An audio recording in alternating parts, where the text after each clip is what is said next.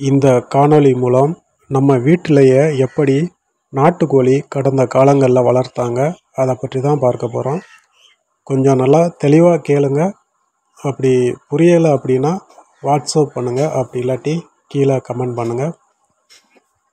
பொதுவாக கிராமப்புறங்களில் முன்னாடி பார்த்தோம்னா ஒரு 2020 அதற்கு முந்தைய காலகட்டத்திலலாம் எல்லார் வீட்லேயுமே வீட்டுக்கு ஒரு 4 கோழி இருக்கும். பிறகு காலம் மாற மாற ஒரு ஒரு கிராமத்தில் 4 வீட்டில் தான் கோழியே இருக்குது. முன்னாடியெல்லாம் பார்த்தோம் அப்படின்னா கோழிகளை வீட்டில் இருக்கும். பக்கத்தில் ஒரு மரம் இருக்கும். அந்த மரத்தில் போய்ட்டு சாயங்காலம் போய்ட்டு அடைஞ்சிரும். அந்த வீட்டில் இருக்க பாட்டி அந்த வீட்டில் இருக்க பசங்க சின்ன பசங்கிட்ட போய் சொல்லுவாங்க, நம்ம வீட்டில் போய்ட்டு கோழி அடைஞ்சிருச்சான்னு பாருங்கடா அப்படின்னு சொல்லுவாங்க. அதெல்லாம் போய் பார்ப்போம். ஆனால் இப்போலாம் அந்த மாதிரி சத்தமே கேட்குறதில்ல. கடந்த காலங்கள்லாம் அந்த மாதிரி நம்ம எங்கேயாச்சும் சிறுவராக இருக்கும்போது விளாண்டுட்டு இருப்போம். நம்ம பாட்டிங்க சத்தம் போட்டு கூப்பிடுவாங்க, டேய் கோழி அடைஞ்சிருச்சான்னு வந்து பாருங்கடா அப்படின்னா. இப்போலாம் அந்த மாதிரியெல்லாம் கேட்குறது இல்லை. முன்னாடியெல்லாம் கோழிங்க அதுவாகவே முட்டையிடும், அப்புறம் அடகாக்கும், குஞ்சு பொரிக்கும், அப்புறம் அதுங்களே குஞ்சுங்களை வளர்த்துறோம். ஆனால் இப்போல்லாம் என்ன பண்ணுறாங்க அப்படின்னா நாட்டுக்கோழிங்கிற பேரில் கூட கோழிங்களை பண்ணை முறையில் தான் வளர்க்குறாங்க. அதை கூண்டுக்குள்ளேயே போட்டு தான் வளர்க்குறாங்க. அதுக்கு இன்குபேட்டர் மூலமாக குஞ்சு பொரிக்க வைக்கிறாங்க. அந்த குஞ்சுக்கு செயற்கையாக வெப்பம் ஊட்டுறாங்க பல்புகளை போட்டு.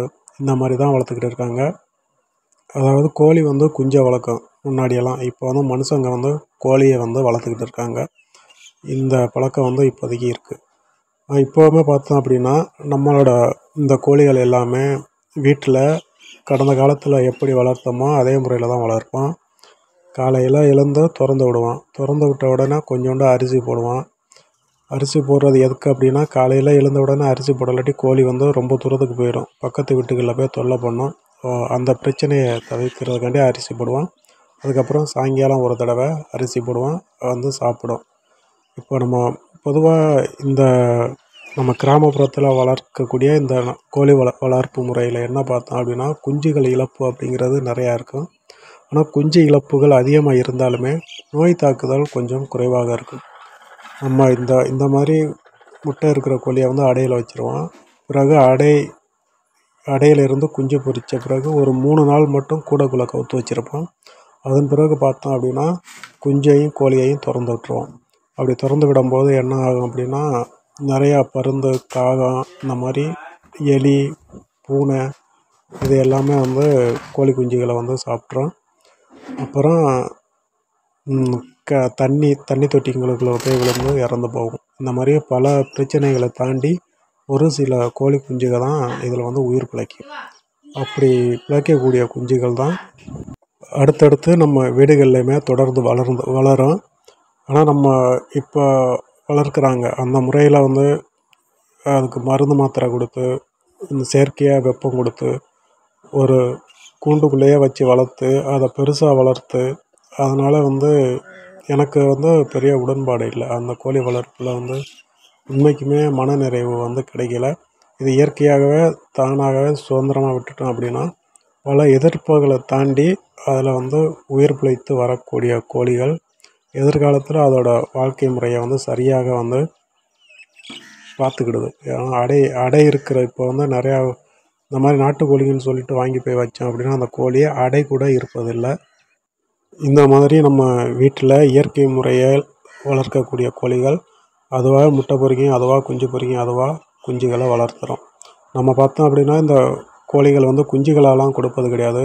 அதிகபட்சம் நம்ம கிராமத்துக்குள்ளேயே ஏழை மக்கள் இந்த கோழியை வளர்ப்பதற்கு வாங்கிட்டு போவாங்க. ஏன்னா பெரிய பணக்காரங்களாம் கோழியெல்லாம் வாங்கி வளர்க்க மாட்டாங்க. அந்த எளிய மக்களுக்கு இந்த மாதிரியான பெரிய கோழிகளை வாங்கி வளர்ப்பது தான் ரொம்ப ஈஸியாக இருக்கும். ஏன்னா அவங்களோட வேலை நேரத்திற்கு குஞ்சுகளை வாங்கி வளர்க்க முடியாது. நம்ம கோழி வளர்ப்பில் பார்த்தோம் அப்படின்னா வீட்டில் மாடு இருந்தது அப்படின்னா அந்த மாட்டோட குப்பை, மாடு போடக்கூடிய சாணம் இவற்றிலேருந்து அந்த கோழிக்கு உணவு கிடைக்கும். அப்புறம் அந்த மாடுகளுக்கு வைக்கக்கூடிய வைக்கோலில் மீதம் இருக்கக்கூடிய கறிக்காய் இவையை கூட கோழிகள் உணவாக எடுத்துக்கிடும். மாடு மேலே உட்காரக்கூடிய ஈ, கொசு இவற்றையும் கூட கோழிகள் உணவாக எடுத்துக்கொள்ளும். அதாவது நம்மளை சுற்றி நடக்கக்கூடிய பல விஷயங்கள் எல்லாம் ஒன்று சேர்ந்தது தான் கிராமத்து வாழ்க்கை அல்லது விவசாய வாழ்க்கை. இதை நம்ம சிம்பிளாக புரிஞ்சுக்கிடலாம். ஆடு, மாடு, கோழி இது எல்லாமே ஒரு சர்க்கிள்குள்ளே வந்து நம்ம வாழ்க்கையோடு இணைந்திருக்கும். இதை பண்ணுறதுக்கு வந்து நமக்கு வந்து மிகப்பெரிய பண்ணை அந்த மாதிரியெல்லாம் தேவை கிடையாது. நம்மளோட அன்றாட வாழ்க்கையில் இதுவும் ஒன்றுமே அப்படியே வந்துக்கிட்டே இருக்கும். இது ரொம்ப எளிமையாக புரிந்து கொள்ளக்கூடிய ஒரு விஷயந்தான்.